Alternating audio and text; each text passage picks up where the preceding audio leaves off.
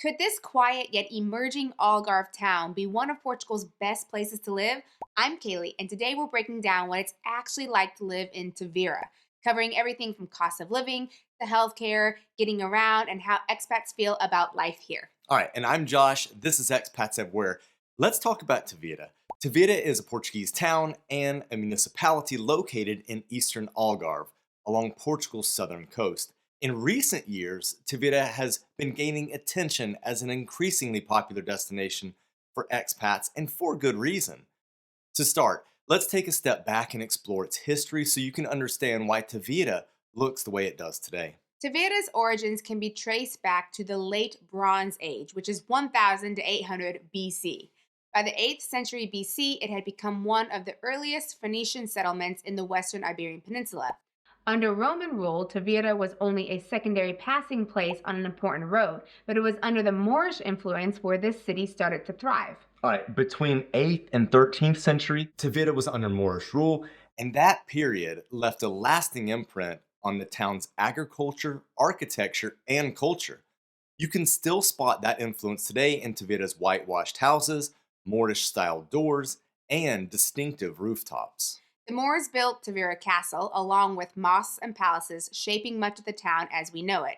Even the famous seven arched Roman bridge turns out not to be Roman at all. Recent archaeological studies show it actually dates back to a 12th century Moorish bridge.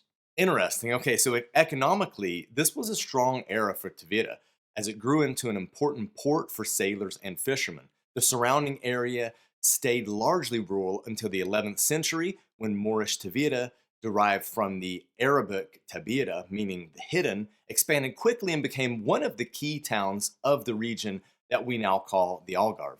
Currently, Tavira has managed to stay fairly under the radar when it comes to mass tourism, though there are several golf courses nearby. The local beach sits beyond the salt pans and is easy to reach via the Santa Luzia footbridge or a short ferry ride. Now, both take you to Ilha de Tavira, a beautiful sandbar island that's part of the Ria Formosa Natural Wetlands Park. Just down the coast, Praia do Barril is known for its striking anchor cemetery, where rows of rusty anchors pay tribute to the area's tuna fishing past. In recent years, the Grand Plaza shopping center has popped up on the edge of town, bringing a cinema, supermarket, shops, and restaurants with it. House prices have climbed quickly, partly driven by Tavira's growing popularity and the expansion of golf resorts in the surrounding area. As one of Algarve's most sought after towns, Tavira naturally benefits from tourism, which remains the backbone of the region's economy.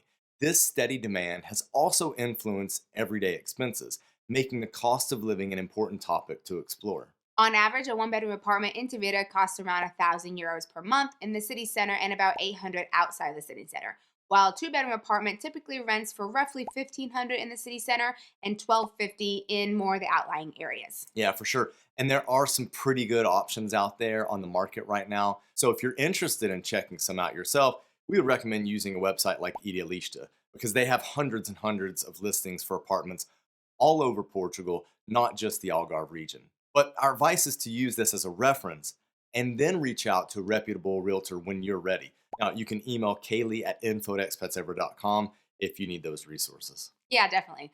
Just keep in mind that property prices in central Algarve are often higher, largely driven by strong holiday rental demand and international exposure.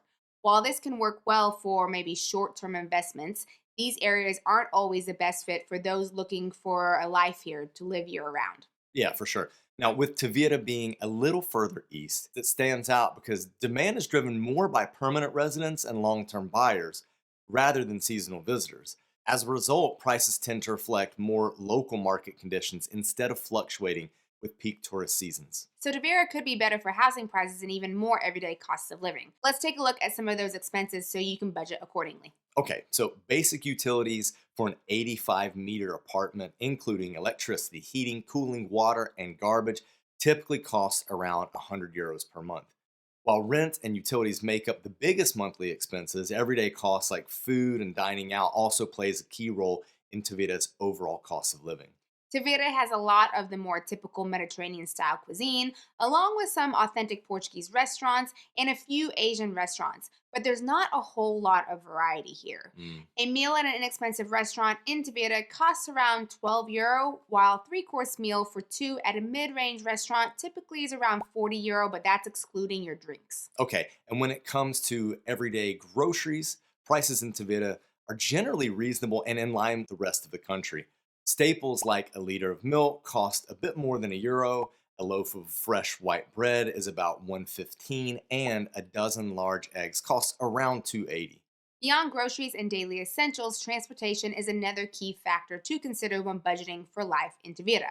Most people reach the city via Faro Airport or travel down from Lisbon. Yep, the town has a bus station near the old town and a central train station, both offering regular connections to Faro, Lisbon, and other cities across the region. Ferries also run frequently, making it easy to reach the nearby island beaches. Once you're here, getting around is pretty simple.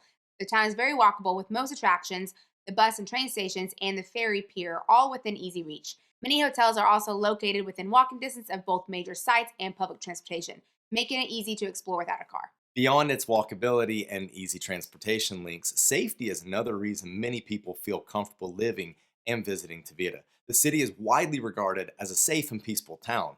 Violent crime is extremely rare, and the local police are known for being efficient and responsive, which helps maintain the town's secure atmosphere. Like anywhere, occasional petty crimes such as pickpocketing or minor theft can occur, particularly during the tourist season. Residents and visitors alike often highlight the town's calm and welcoming environment. While overall crime is low, it's still wise to take standard precautions to protect your belongings and personal safety. Along with feeling safe and welcoming, Tavira also enjoys a climate that makes it easy to get around and explore year round. Let's take a closer look at the weather and what each season is like. Tavira has a classic Mediterranean climate with long sunny summers and mild winters. Summers are hot and dry, with July and August often reaching 86 to 95 Fahrenheit, making it perfect for beach days and outdoor activities. Late spring and early autumn are especially pleasant, offering warm temperatures and plenty of sunshine without the peak summer heat. Winters are mild, with daytime temperatures usually around 59 to 64, and while this is the wettest time of year, sunny days are still common. During the winter, Tavira gets quieter, but doesn't completely shut down like other Algarve cities due to its larger, more permanent population. Of course, sunshine and mild winters are only part of the picture. Healthcare is another part of day to day life in Tavira. Healthcare in Tavira is part of Portugal's well regarded National Health Service, which is known for providing a high standard of care. For everyday medical needs, the Centro de Saúde de Tavira provides primary health care, while several private clinics and health centers around the town offer services such as dental care, physiotherapy, and specialty consultations. Pharmacies are easy to find throughout Tavira and supply both prescription and over the counter medications. Many healthcare facilities also have English speaking doctors and staff, making access to medical care straightforward for expats and visitors alike. Practical considerations aside, it's also worth looking at who lives in Tavira and how accessible the town is for English speakers. Okay, Tavira is home to a growing international community, including Americans, Canadians, Brits, Dutch, and Germans, which add to the town's friendly and inclusive vibe. Despite this mix of residents, Tavira has managed to hold on to its relaxed, small town feel. Tavira's expat community is close knit yet welcoming, with plenty of regular activities such as yoga classes, book clubs, volunteer opportunities, and social meetups. For newcomers, getting involved is fairly easy thanks to many local clubs and activity groups around the town. Joining community groups or Facebook pages is also a great way to meet people and settle in quickly. We've actually known several people that have joined those groups and started to take over leadership. Now, in Tavira, many locals and expats speak at least basic English, which makes day to day life fairly easy. That said, learning a bit of Portuguese can really help when it comes to building connections and showing respect for local culture, obviously. Language classes are also pretty easy to find both in town and online for those that want to learn more. While most expats here are retirees, many digital nomads or remote professionals are also moving with younger families. So, beyond language and community, education is another key consideration, especially for those looking for international schooling options. All right, now unfortunately, Tavira does not offer a wide range of international or even bilingual schools. Most of the schools in Tavira are Portuguese public schools. At the moment, there is one private international school called the Colegio Santiago Internacional, which follows an English curriculum for children ages 4 to 18. There are, however, a few international schools in more popular Algarve cities like Lagos and Lagoa, but that would be about an hour's drive away. Yeah. Hopefully, as more young families move, the number of international schools will increase here. But with its rich history, relaxed pace of life, walkable town center, mild climate, strong sense of safety, and welcoming mix of locals and expats, Tavira offers a lifestyle that's both comfortable and full of character. Add in reasonable living costs compared to other parts of the Algarve, decent healthcare options, and easy access to beaches and nature, and it's easy to see why so many people are drawn here. The town manages to feel lively without being overcrowded, traditional without feeling stuck in the past. So the real question here is, would we move to Tavira? Yeah, so it's time for our opinions. We've given you a bunch of facts, but how do we really feel about Tavira? Kaylee, what do you think? Algarve to me feels very different than the rest of Portugal for a variety of different reasons, which Absolutely. we don't necessarily need to go into all of those. If we're specifically talking about Tavira, though, it is a beautiful city, a beautiful Mm. town, I guess you could say, but it is kind of small. I would say that. Yeah, I think that's the one thing that stands out to me is its small feel. Mhm. So if you're into that sort of thing, it's It's a good fantastic. option. It's fantastic because it's really tight knit with all the amenities I think most people would want Mhm. there. And as we said earlier, it's a little bit tucked away there to the east, so it doesn't get as much of the tourism. Mhm. What I tend to see is many people will arrive in, like internationals, will arrive in Faro Airport for tourism, anyways. They'll arrive there or in Lisbon, but they'll travel west. Yeah. So they'll get to Faro and then they'll hit up the towns west of Faro or cities west of Faro. So I think that that helps make what's east a bit calmer. Yes, calmer, but potentially also sleepy in the winter too, because in the summers there will be tourism there. So it does have a bit of a boom, just not as bad as the West, but it could be a little sleepy in the winter. So just keeping that in mind, it might feel a little seasonal, which is okay if that's what you're looking for, as long as you know that that could happen. Well, I mean, in saying that, like I just recently went twice down to the region uh, in the month of January, and I actually found Tavira to have more life going on, like day to day life, than I did in Praia da Rocha, which is adjacent to Portimao. I mean, it's basically Portimao, and then also Albufeira, which are two very well known tourist cities, Destinations, tourist yeah. destinations, Hmm. thank you. Yeah. Whereas like in Tavira itself, I think that it was a lot of residents that were out and People living about. there, yeah. Yeah. So I actually like that. Hmm. Like of the two trips I just recently made, I had more fun on the one when I went to Tavira. Hmm.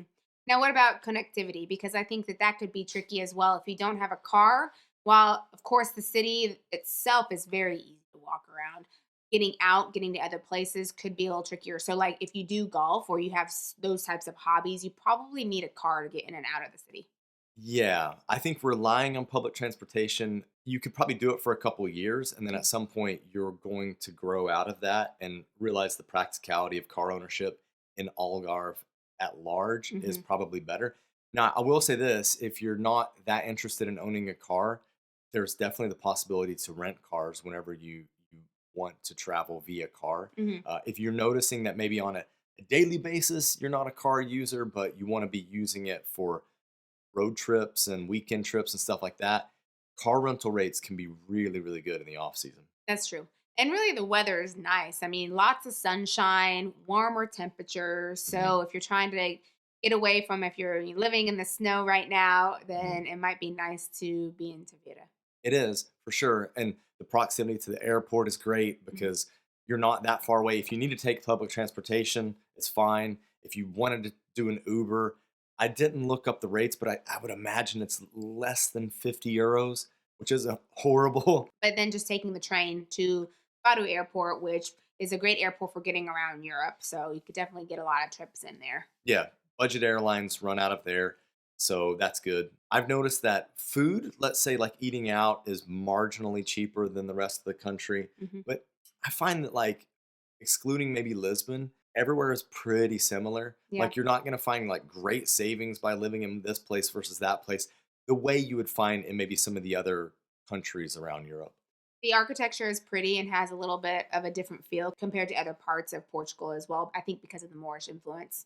Yeah, for sure. There are still some like infrastructure issues. There's still plenty of places that need to be rehabbed. There are more and more like cool cafes that are opening up. Whereas I think the first time we visited, which was 5 years ago, those Not didn't as really much. exist. It was Yeah. much more like of the local cafes. Hmm. And I think that we talked to quite a bit of foreigners that live down in the region, and they tend to frequent a mix. They don't always go to the local cafes, but they don't always go to like the bougie hipster cafes either. So Yeah. they like a mix. And I think that they serve two different markets. It's nice to have options as well. A little bit 100%. of variety. 100%. Food down in Algarve is good as well. Mhm. Seafood heavy, Of course, but yeah. it's nice. Hmm. Yeah.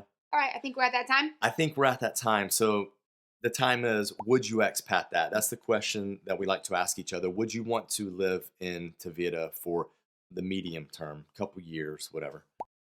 For me, I would say no. I think it's pretty obvious when we started the opinion section. It's just too small.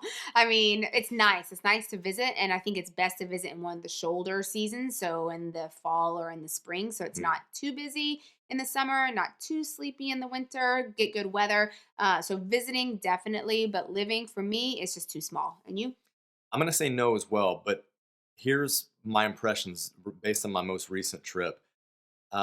It's one of my more favorite Algarve That's towns. good. That's actually really good to know. Yeah, it's one of my more favorite Algarve towns, but I think it's just too small. Hmm. So I personally like second cities and the amenities and the kind of the city buzz of second cities. Doesn't feel as crushing as like Lisbon is big. It feels Yes. big, Yes. but second cities I prefer. These smaller towns like Tavira, while I can appreciate them and I think that they're right for some people, Hmm. they're not right for me right now. Yep. If you're interested in Tavira, then you want to check out this playlist right here because it's going to break down a few more smaller places around Portugal that Yeah. you might actually want to be in. So check that out and don't forget to subscribe. Now, let's get moving. Bye.